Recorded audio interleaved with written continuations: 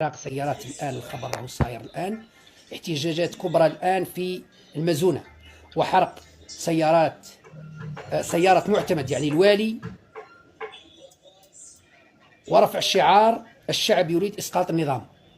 هذا الكلام أنا قلت قبل أشهر، قلت لكم أنه الإخوان ومن إسطنبول بدعم من أردوغان يسعون إلى إسقاط النظام في تونس، إلى إسقاط قيس سعيد. وبكل صراحة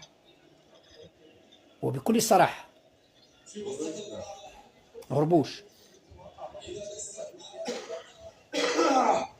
مشكلة في قيس سعيد أنه غلق على نفسه، وأنه مشى في طريق واحد، كان يمشي رايح جاي وطروط، مشى في طريق واحد ولا داعي للدخول في التفاصيل.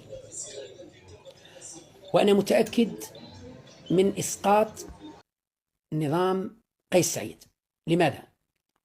لأنه ليبيا تريد إسقاطه، فرنسا تريد إسقاطه، تركيا تريد إسقاطه، روسيا تريد إسقاطه، الإمارات تريد إسقاطه، قطر تريد إسقاطه. الدولة الوحيدة التي لا تريد إسقاط قيس سعيد هي الجزائر.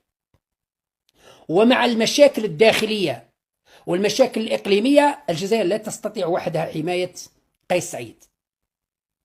الإخوان سيحققون الهدف ويسقطون النظام في تونس للأسف الشديد.